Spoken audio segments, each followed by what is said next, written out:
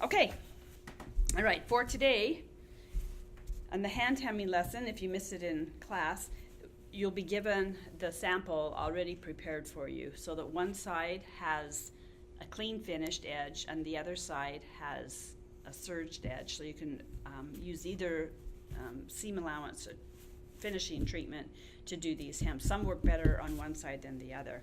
Then you'll need some thread and a needle. Typically when you're hand sewing, the smallest needle that you can still thread is always your best friend. If you use great big long needles with humongous eyes, because it's easier to thread, you can see the hole, they're just unwieldy and they don't go through the fabric as good. And the smaller needle, in fact probably a little smaller than this one, would be a little more ideal, but my eyes need big holes. So to start out, you'll hem with one layer of thread. So don't double this over and tie knots at the bottom. Make sure you're only have this offset a little bit. So this is the working end where you'll be doing your hem stitching. I like to lose my tail thread so that it's not hanging out here. And in real life on a hem, this would be a complete circle and I would be working inside this hem. But we're not going to make you hem 3 feet of skirt bottom or something. So to lose that tail of the thread, I go in, you know what, I'm going to come on this side. I go in and come out where my first stitch is going to be. And I'll start my stitching up here on the folded edge. Actually, I'm going to see if you can see that. So can you see what I've done? So I've taken my needle in and I'm coming out on this top edge. And as soon as the stitch disappears, get rid of that other thread. As soon as the stitch disappears into there, take another little stitch right there on the top edge. And before it pulls down tight, go through that loop, and that's your knot. And now you don't have a tail of thread hanging and showing the world. So this first hem is called the slip stitch, and it's actually my favorite because it's very secure and strong and basically invisible. So right where you came up, go on the fashion fabric right here that would show to the world, but I don't want my hem stitching to show. So I'm just going to pick up one thread. My needle just caught one thread on the back side and pull that. Not tight because you want divots showing on the other side. Just loosely holding that up and go back into the hem, and the clean finish right here, you can imagine this clean finish has made a tunnel in this section right here. So I take my needle, go back into the tunnel, and I go down about 1/4 of an inch, but no more than 3/8, and come out again. And right where I came out, again I go back and pick up just one thread on the back side of the fashion fabric.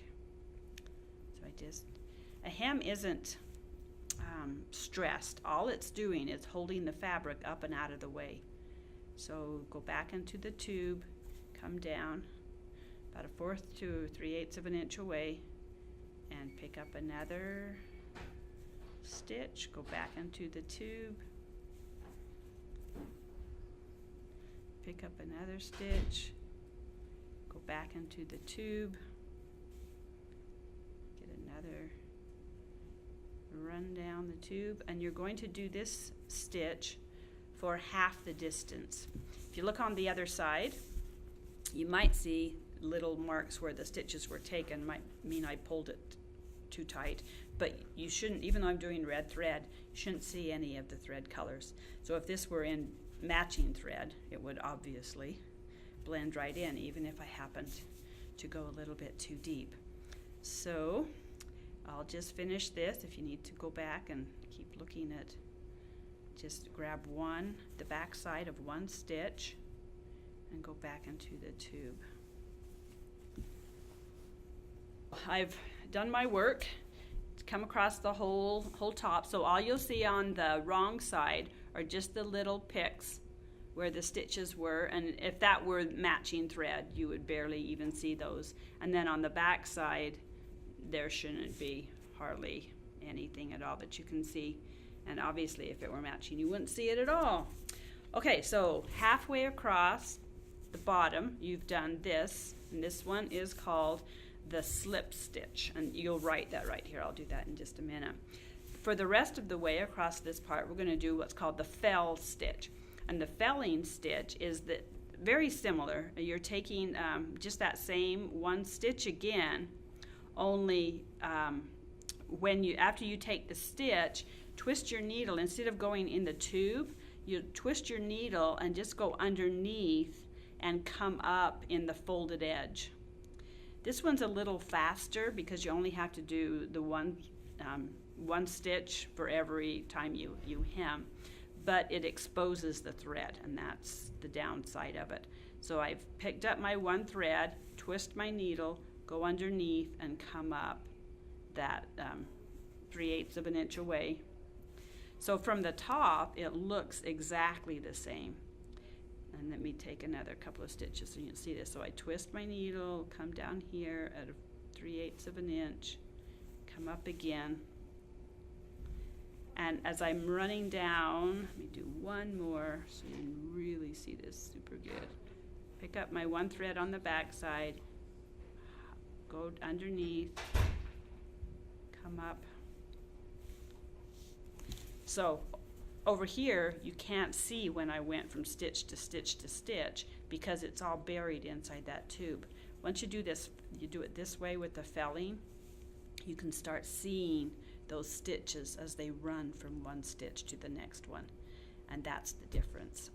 They're both on the front side going to look the exact same, and if you're in a hurry, this one's just a little bit faster to do because you can do it all in one step. You grab the thread and you move to your next position all at the same time.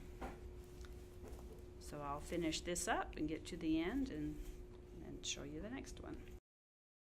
So I'm at the end of the row. You can see that all my fell stitches are hiding right down underneath here, and I'm on my very last one. So I take that last stitch, just pick up one stitch, come through the hem top, and before it pulls tight, go through that loop. Don't pull it too tight because I don't want a dimple on that side. And I'm going to do that again, just to make sure it's nice and secure. Go through that loop again, pull that down, cinch it down, and then I go down behind here, so my needle's in between. I'm not coming out on either side yet. And inside the hem here, come out, it's not on that side, cut that thread off here, and that hides the tail of your thread. So you don't have somebody coming along, what's this? And yank it off. So those are the two stitches that you do on the clean finish side. And on the other side, we'll do another hand stitch. And this one's called the hand blind hem. So I'll start it the same way I did before. This time I'm going to come up right at the base of that serging. So I think I'll just give myself a little lip right there. So pull that until that thread disappears. And now it's just right here at the bottom of the serging. Go in through there again until that comes up with a little loop right there. Go through the loop. And if you want, you do that twice. If you want to have it just a little bit more secure. Okay. So I've got a secure thread, and I'm going the depth of that serging right there's why this doing it with the serging. You could do this stitch with the clean finish also, but it's really nice when it's just a serged edge. So you fold the serged edge back so it exposes about 1/4 of an inch, and you do that little catch stitch again. So I come here and catch just one thread. And then I move down here a half of a 3/8, which is like 7/16 or something like that. And I come, take a bite out of the fold. I'm not on the fashion side at all. I'm only on the hem side. Take a 1/2 inch or a half the distance to my next stitch. Then I pick up another thread on the back of my fashion fabric. And this one is called the hand blind. So I come down on the back of the fold again, and I'm just running a stitch from this side to this side, this side to this side. And you'll see this a little better after I get 3 or 4 of them done.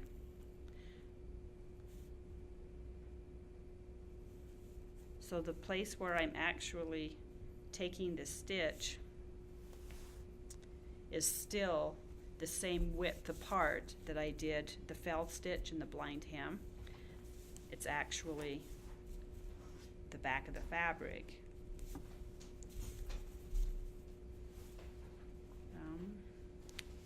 I'll pull this apart here in just a minute after so I'm zigzagging, going from the fashion side to the hem, from the fashion side to the hem. If I pull that apart, you start seeing those zigzags. So by the time you get from that point to that point, should be like a 1/4 of an inch, 3/8 of an inch, but nothing bigger. If you start taking big bites because you want to get this hem done faster, then the hem isn't secure, stable, and it's easier for your toe or something to go down in there and then rip it all out. So don't pull it up really tight. Again, a hem is just holding fabric up. It's not under stress. Okay, so you just do half of this side using this method. Hand blind hem. When you get to the end, you can finish tying the knot just like I did on this one here. To finish this sample, I've done the slip stitch for half, the fell stitch for half, the blind hand hem for this half, and the other half where the serging is, I'm going to use my machine. And the stitch on the machine on this 530 is this one, number 9, and it sews straight and then it zigzags over right there. So push that button, number 9, it will show up on your screen, and it tells me I need my number 5 foot. The number 5 foot, you've been using it as an edge stitching foot because this bar is a handy guide, but the real name of this number 5 foot is the blind hem foot.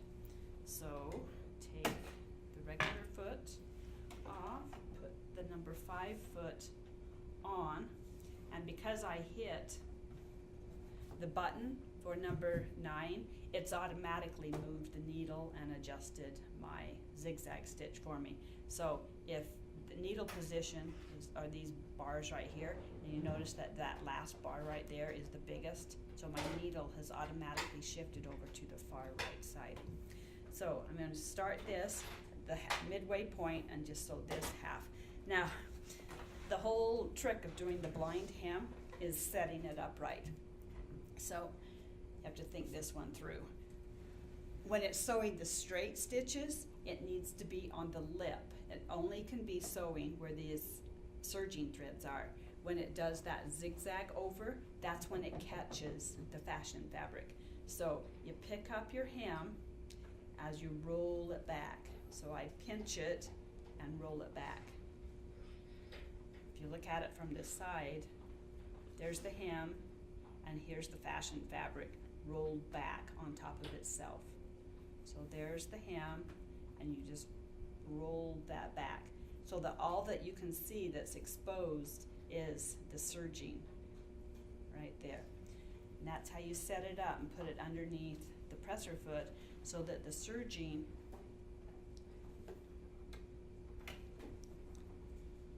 is the bar rides along the fold and the needle's going to sew. Remember, the needle's way over on the far right. So the needle will be sewing over here, and then it jumps over and catches this fold of fabric right here. The machine defaults to whatever width and place this is, but you can override it. You can make it zigzag. When it comes over to catch, you can catch bigger, or you can come over and make it catch a little bit closer to the edge. So the trick in doing this one with the machine is to keep the stitching as blind as possible. So I can tell it's missing, so I'll show you what I'm talking about. Okay. Let me show you what happened here. So there's the blind hem, the yellow. I don't know if you can see that really good. The yellow threads, but when it zigzagged over, you see that it didn't catch it. So that tells me that I need to adjust it and override what the machine did.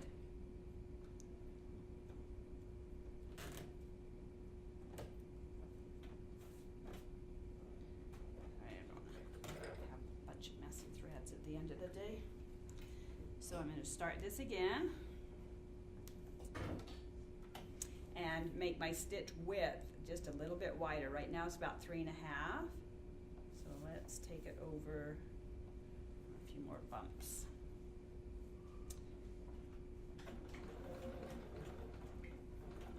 If you can watch the needle when it pops over the bar right there, you can tell that the needle actually dove into this fold of fabric right there. So watch that and just make sure that it hits the fabric every time.